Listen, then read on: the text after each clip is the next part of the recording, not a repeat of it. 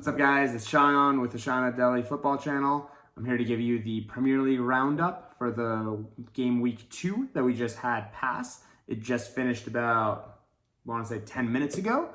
And let's go through and give the review of each game. I'm going to do each team, each game, give a quick analysis of each team, end it with the goal of the week. We all know what it was. And the game of the week. I'm also going to give out a star of the week and a looking forward to next weekend. So, game 1 started out Liverpool, Burnley, 2-0 Liverpool. The goals came from Diego Jota and Sadio Mane. This was actually, I was very impressed. Despite the fact that they lost, Burnley actually played very, very well. I was very, very impressed with Sean Dyche's men. I thought they showed a lot of character, showed a lot of tenacity, tried to get forward. Liverpool, they just have one of the best teams in the league. So there's no shame in losing to Liverpool 2-0. Specifically at Anfield, specifically at packed Anfield. Liverpool played well. Liverpool played their traditional game. They got a bunch of chances. I thought Mane was a little wasteful. I thought he could have done better. I was impressed with Salah. I thought Trent was phenomenal. All around, I thought Liverpool did really, really well. But I'm not going to go too hard on Sean Dyche's men. I think they played well. On a different day, it could have been a different result. They got caught offside trying to exploit that high line that Liverpool has a few times. But all around, very good goal from Jota. Cross, nice little header. Goalkeeper couldn't have done anything. And the second goal, Burnley obviously tried to push forward, try to take advantage, and try to get an equalizer. Trent had acres of space, fed in Sadio Mane very beautifully, and Mane was not going to miss that chance. They could have done better, but I think that was a good result for both teams, for Liverpool specifically. Burnley, this is their second loss in 2 weeks. I think it's going to be better. These were relatively difficult games. Brighton's a difficult team to play against, as is Liverpool at Anfield, obviously. So, no worries at all. Moving on, next game of the week, we had Aston Villa, Newcastle. What a goal. I'm going to just spoil it right now. Goal of the week goes to Danny Ings. With the assist partnership we've all been waiting for it our entire lives. Tyrone Mings to Danny Ings. You can't ask for more than that. What a bicycle kick. Other than that, the game didn't have much in it, really. Second half penalty meant, blanking on his name. El Ghazi was able to get a second goal for Aston Villa, which sets them up pretty well. It's going to take time for Villa. It's going to take time for Villa, betting in all these new players, getting used to that new system. A lot of new acquisitions. The loss of Jack Grealish is big, but I think they're going to do really, really well this season. I'm very excited. The game, they played well. I actually thought I was all around very impressed with them, even though they didn't control the ball and didn't, which they usually don't. Aston Villa has a unique play style that they take advantage of. But I think they're going to do really, really big things this year. I'm expecting a top half finish from Villa. I don't know if they're going to break into that top 7 or top 8. They might, but we'll see. Newcastle, disappointing again. Only one shot on target. To be fair, Aston Villa had 2. They scored both of them. So it doesn't really matter if you can do it that way. But Newcastle, just not a lot. Didn't offer too much. I wasn't very impressed. They had 9 shots, only one of them on target. To be fair, Villa had 10 and got 2, but if you win, doesn't really matter. Newcastle need to shore up. They need to start getting some results in. 2 losses this early on. It's not the end of the world, obviously. We're not in a sacking situation, obviously. I don't think Bruce is going to get sacked anyway, but it's not looking good for them. Their next game is against Southampton. So that's going to be one of those relegation fights. We'll see how they go. It's going to be at St. James's Park. We'll see how the game goes. I'm excited for that game as well. So moving on, Palace, Brentford. One of the more boring games of the weekend. 0-0, no goals. Didn't have a lot of quality in this game, in all honesty. Brentford huffed and puffed a lot. They did try. They had about 14 shots this game. 3 of them did go on target, but still, just not a lot. A little bit of sloppiness from both teams. Brentford could have won on a different day. The passing wasn't great. All around, just a bit of a nothing game. 0-0. I think both teams are kind of okay with just getting a point, getting more fit. Specifically for Palace, just gives Vieira another week to train with the team, to work with the team. For managers who are either at the top of the table or at the bottom of the table, or going to be at the bottom of the table, each week is worth its weight in gold. So they need to really take advantage of this. I hope it goes well. We'll see. Next week, Palace has to play West Ham. Ooh, that's going to be a hard game for them. On the flip side, Brentford are at Villa. Again, going to be very difficult games for both teams. We'll see how they come out on those. Moving on, Leeds-Everton, one of the best games of the weekend. Such a fun game.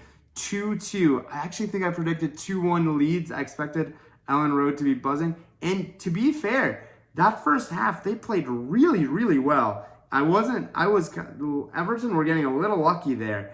But both teams showed a lot of quality. Both teams had 17 shots. To be fair, Everton's chances were better. They just had more. Weren't dealing with as many defenders as the Leeds player were. Rafa Benitez plays a bit more of a reserve style brand of football, obviously. And Leeds tried to pass them to death. The possession was 70-30. So, however, the goals, Dominic Calvert-Lewin scored a great goal. It's a penalty, but he took it well. He took the penalty well.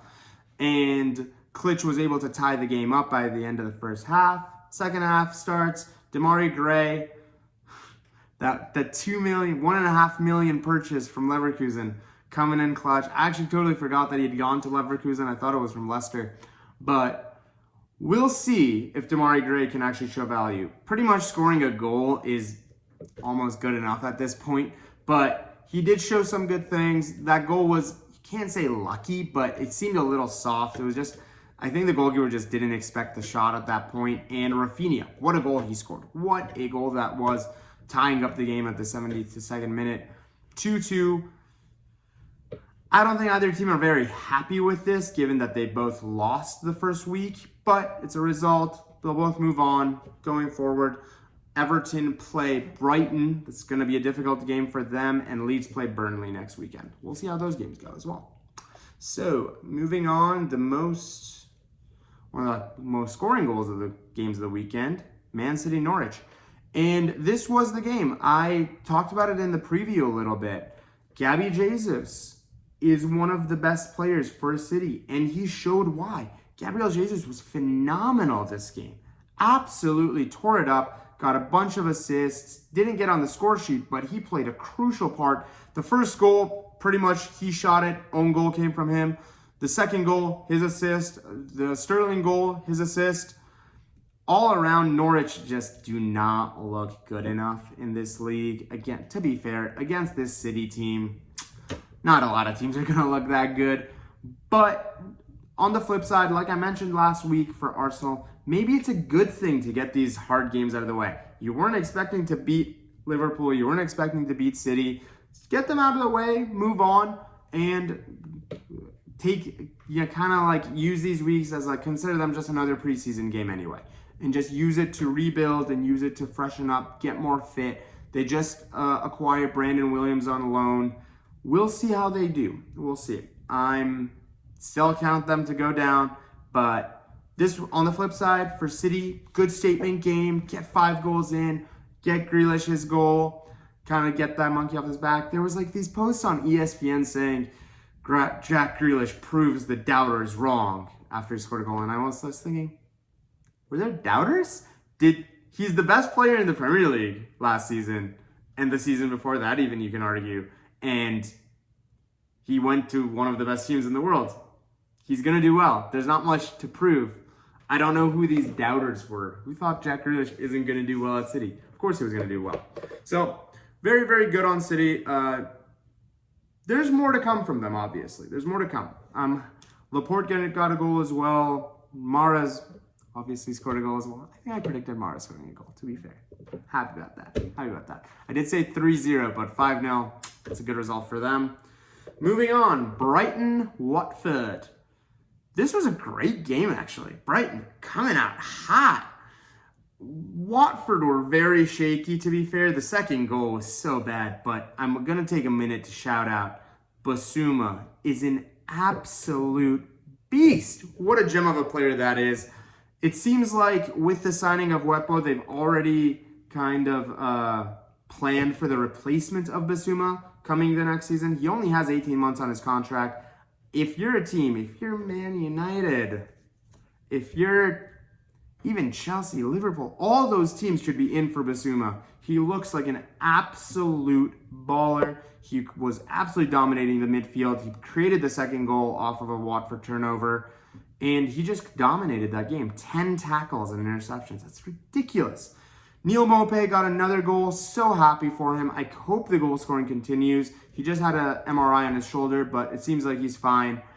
I hope Maupay keeps going, and 2 goals in 2 games. Can't ask for more. This is 6 points for Brighton. It took them last season 8 games to get to this point. It's amazing. They're doing a great job. I believe Graham Potter, I think I called him Chris Wood last week, but Graham Potter, he's an amazing manager, and I think he's going to do bigger and better things. He has more things to come. That Brighton team just looked good. They look confident. They look empowered. They controlled the game against Watford. Watford didn't have much. They had shots, but only one of them was on target. And I think Neal Maupay is going to do good.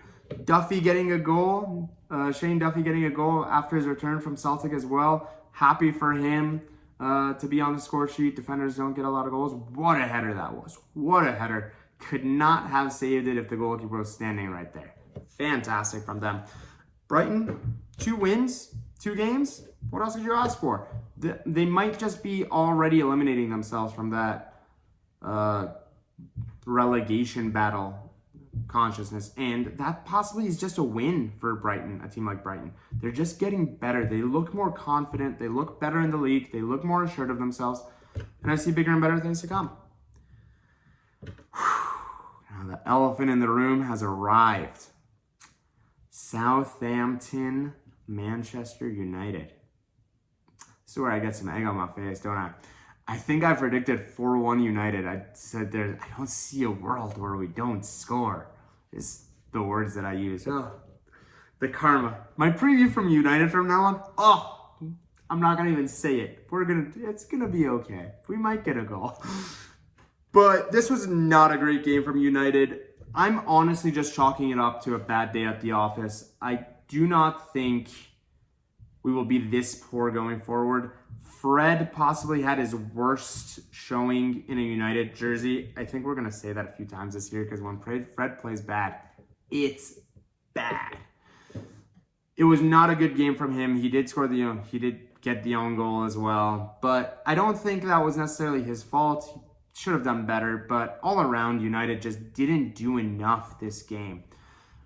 On the flip side, Saints, they pushed up high, they pressed from the front foot, and they got the ball off of us at high positions, and thus the possession, they were able to get possession up back from us very, very high. We didn't do much with what we had. Most of our chances came from set plays, actually. So, quiet game. Matic, not a good game from him either. Maguire looked horrible. He almost gave a goal away.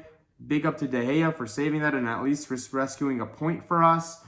But this game just wasn't good enough for us. Anthony Martial, I've been a believer in Anthony Martial from the day he came, and despite all the negativity that he's gotten over the years, he just doesn't look interested. He doesn't make any off-the-ball runs.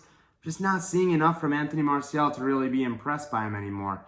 So it might be the time. It might be time to pack your bags and move on, and for us to reinvest that.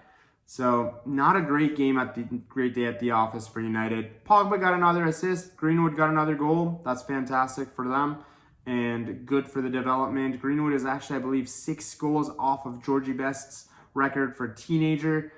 He doesn't turn 20 till October, so he has about 5 or 6 more games that he could potentially break that record. That would be an amazing achievement for Mason Greenwood, and I totally back him to do it.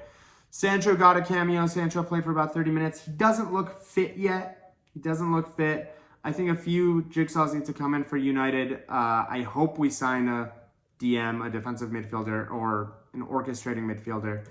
But so far, not so good. Next week, Wolves. The Saints go over to Newcastle. We'll see how it goes. We'll see how each team does.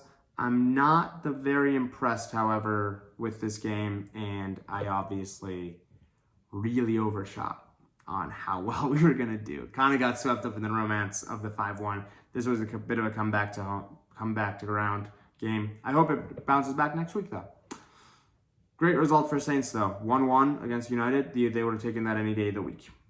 Spurs, Wolves. Nuno carry on with the wins. Dele Alli, again, got the goal, got the penalty, got the goal. There wasn't a lot in this game. Adama Traore, you need to be scoring those chances, buddy. I talked about it last week as well. This was a year where Adama Traore needs to step up. He really needs to show what kind of player he really is, and those are the type of chances that you just need to be putting away. One-on-one with a goalkeeper, nobody near you. Your physicality, your tricks, you should be able to finish that, no problem. Your East does well, though, and 1-0 to Spurs, 2 1-0 wins. Relatively difficult games for Nuno. Nuno win against his former team.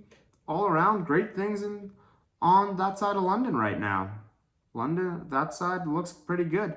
I'm pretty impressed with Spurs, honestly, given they did have a bit of a midweek blip against Pacos Ferreira, but Kane also played. He showed up. He almost scored as well. Missed the chance. Twitter went into meltdown. Missed the chance. Sell him. Get rid. Horrible player. But I think Spurs are going to do things this season. I'm impressed so far. Out of all the teams, outside of the top four, I think the top four is pretty set. I don't see anybody really sneaking in. There's a chance, but I haven't really seen much out of any of the other teams so far. I'll be making my long-term analysis of the league in September 1st, pretty much when the transfer window closes. I'm going to make an analysis based off how each team does, and I'm going to give you a table of 1 through 20, how I think the league is going to end. Is that cheating a little bit? Maybe. Should have done one possibly before the season started and then one right after, so we could have like a bit of a debate on that right when the window closes. But we'll go from there. Spurs look good. I think they're going to sign a few more players before the window closes as well, so looking better and better. It seems like they're going to sell Harry Kane, and in all honesty, do it. I don't think it's a good signing for the City. I think it's great for Spurs. I don't know how Daniel Levy is going to get $150 million for Kane. I don't think he's worth that much. He is a world-class player, but he's obviously unhappy at the club. He doesn't want to be there. And getting $150 million for someone who's that injury-prone, you gotta think of a world without Harry Kane and start reinvesting that money. And guess what? They've looked fine without him for the last 2 games. It should be fine without him moving forward. If you get $150 million to reinvest, use it and go for there. We'll do West Ham Leicester first, and we'll save Arsenal Chelsea because it's the big game, obviously. And I did speak about Arsenal Chelsea yesterday. I had a full video in the European best games of the week. But West Ham Leicester, this game just ended. What a game. Now, it's going to get a little bit overshadowed by the fact that Ayoze Perez did get that red card. But all around, West Ham looked phenomenal all game. That game, they played very, very well. Mikel Antonio was an absolute monster. Obviously, the shots and everything is going to be very skewed towards West Ham because they got a red card in the 40th minute. But West Ham just looked good. West Ham got their first goal before the red card anyway. So all around, West Ham, very, very good, confident game from them. I thought Declan Rice was phenomenal. I thought Fornals was phenomenal. Suchek is always playing well. Their backline looked confident. West Ham just looked good. 2 games, 8 goals. Top of the Premier League, 2 wins. David Moyes going for West Ham, champions of England. Nah, they're not. But I would say, if West Ham is able to maintain their Europa League spot, their fans would take that deal every day of the week. That is great for them. I think that is possibly a good avenue for them to potentially get some silverware as well. If they can go deep into the Europa League, that's a pretty big shout for them. If that can lead to Champions League football, that could set the club up for years to come. They do need some depth. If Antonio gets injured, it's not looking good. But this game, Mikel Antonio was an absolute monster. Said Benrahma, actually, I was a very big fan of this signing last season when they got him. And He didn't do a lot last season. Took him a year to adapt to the Premier League, but his numbers in the Championship were phenomenal, and he's showing that. He got a goal last week as well, and this game assisted the first goal, scored the second. Big mistake from Souček, but I'm not going to be too hard on Leicester and really analyze too much. A 2-0, Brendan Rodgers made a few changes, put on Patson Daka, put on Soumare, moved the team up, tried to get the second goal, tried to go for a result. It backfired. That's kind of what happens. If he had played defensive, most likely it would have ended 2-0. At least he tried and go for it. It ended 4-1. I'm not going to go too deep onto it. It's very hard to play in the Premier League with one man down. And they saw the results. Miguel Antonio, very, very happy for him. Scored some amazing goals. An absolute monster of a center forward. Traditional, classic center forward. Kind of in the mold of that like Van Nistelrooy role, where you're big, you're strong, and you just bully players all over the place. Lukaku's the same way.